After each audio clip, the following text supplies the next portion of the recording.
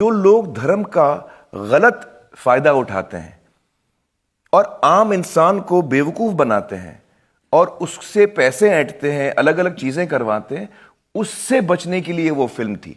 और ऐसे लोग आपको हर धर्म में मिलेंगे। तो ये फिल्म का एक ही पर्पस था कि भाई जो लोग गलत कर रहे हैं उनसे बच के रहो। धर्म के खिलाफ नहीं है वो फिल्म। तो ट्रोल्स ने काफी बदनाम किया पीके को। पीछे पड़ गए हैं रजत जी, कुछ करिए ना आप उनका।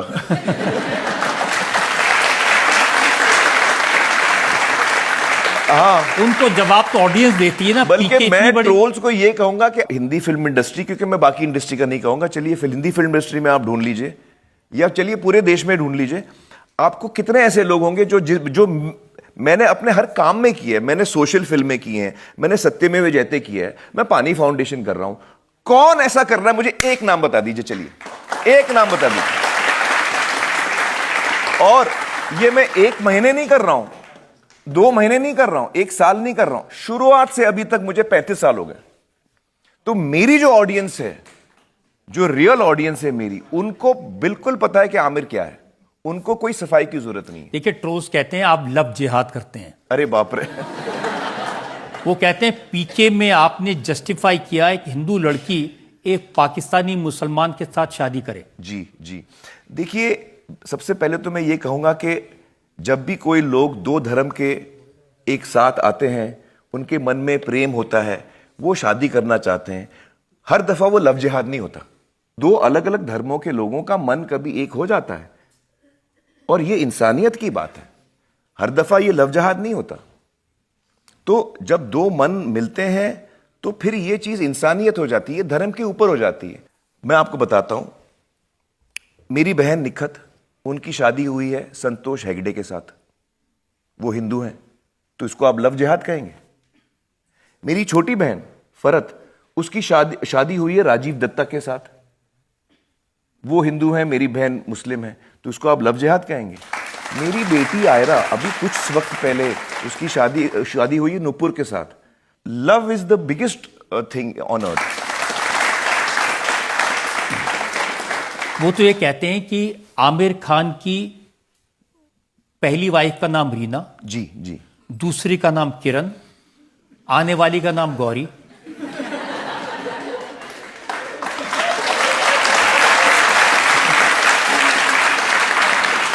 लेकिन ये सब देवियों के नाम हैं।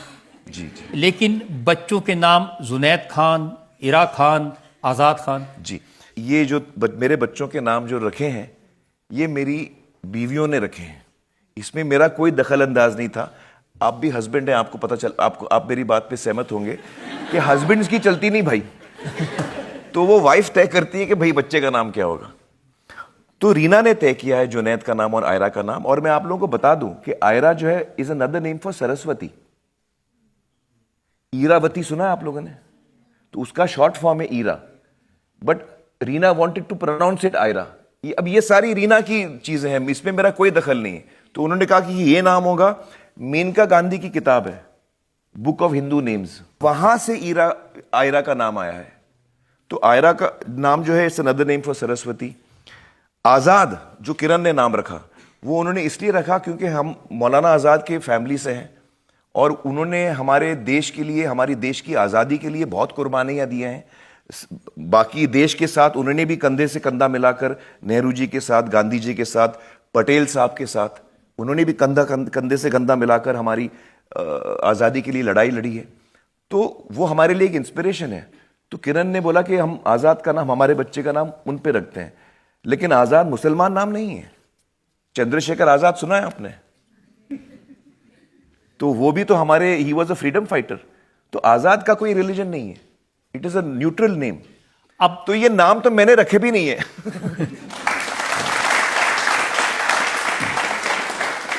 दूसरी तरफ के लोग हैं जी, जो इस्लामिक ट्रोल जिन्हें हम कह सकते हैं जी, वो कहते हैं कि बहनों की शादी हिंदुओं से की, जी जी, बेटी की शादी हिंदू से की, ये तो काफिर निकला।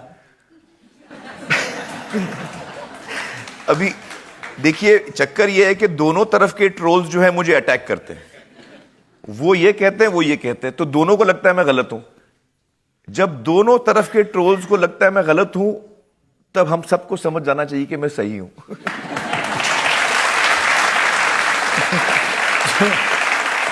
जो मुस्लिम सपोर्टर ट्रोल्स हैं जी, वो ये कहते हैं कि गजनी तक तो ये ठीक था, उसके बाद ये भूल गया कि ये मुसलमान है।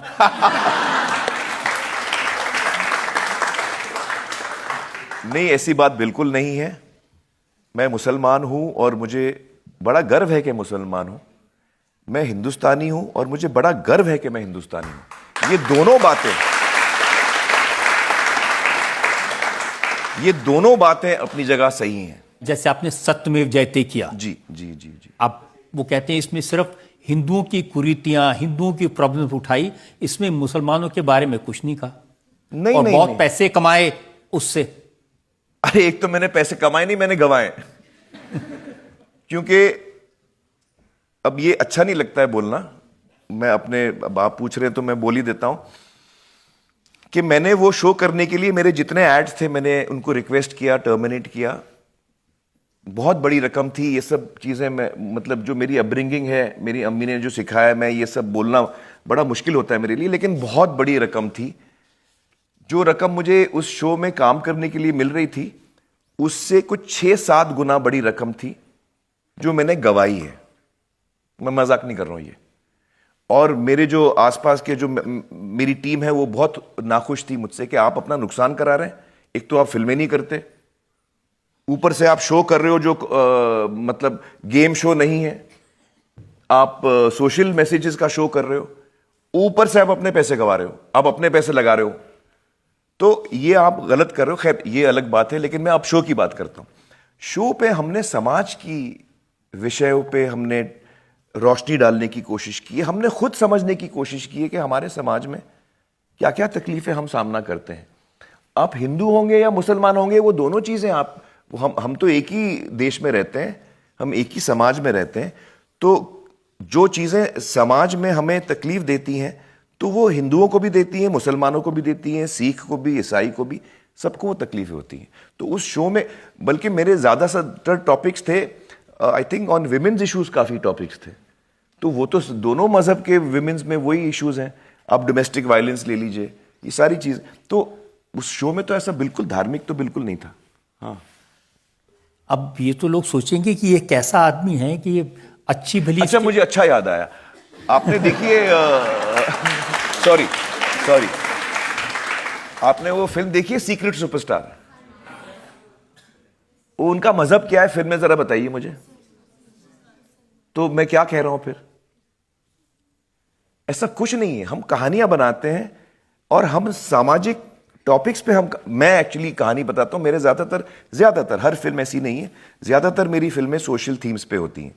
और वो क्यों होती हैं? मैं भी सिंगिंग एंड डांसिंग कर सकता हूं, मेरे फिल्मों भी आइटम गाने हो सकते हैं, मैं भी सिर्फ एक्शन फिल्में कर सकता हूं। किसी ने मुझे रोका है? मुझे तो सारे डायरेक्टर्स, प्रोड्यूसर्स, ये सारा, मैं जो फिल्म करना चाहूं कर सकता हूं। फिर भी मैं सामाजिक फिल्म क्यों चूज करता हूं? क्योंकि मेरे दिल में हमारे समाज के लिए, हमारे देश के लोगों के लिए बहुत प्रेम है और मैं चाहता हूं कि हमारी जिंदगी बेहतर हो। तो मैं तारे ज़मीं पर बना रहा हूं। जब मैं तारे ज़मीं पर बना रहा हूं, मेरे आसपास के लोग मुझे कहते हैं आप क्या डॉक्यूमेंट्री बना रहे हैं, लर्निंग डिसेबिलिटी, डिसलेक्सिया, ये क्या है, कौन देखेगा? और आप इंटरवल के बाद आ रहे हैं फिल्म के अंदर, तो ये फिल्म तो आपकी नुकसानदेह होने वाली है, कोई नहीं देखेगा, फ्लॉप हो जाएगी। बट मुझे बनानी है वो, क्योंकि वो बहुत इंपॉर्टेंट टॉपिक है। आप सोचिए, लाखों बच्चे हमारे देश में हैं जो आज तक सफर करते थे, परेशान होते थे, उनको डांट पड़ती थी, उनको मारा जाता था, उनको बेइज्जत किया जाता था। तो ये फिल्म मेरे लिए बहुत जरूरी थी कि भाई ये हमारे बच्चों का सवाल है, हमारे माँ बाप का सवाल है। माँ बाप को भी पता चलना चाहिए कि मेरे बच्चे को तकलीफ है, उसको डांट की जरूरत नहीं, उसको मेरे मदद की जरूरत है। तो ये तो मैं देश के लिए काम कर रहा हूं। आप समझ रहे हैं? जावेद अख्तर कहते हैं कि किसी फिल्म को फ्लॉप करने के लिए उसमें जो जो कुछ चाहिए होता है वो आप अपनी फिल्मों में डालते हैं, उसके बाद भी वो फिल्में सुपरहिट हो जाती हैं। हाँ, मुझे याद है जावेद साहब ने लगान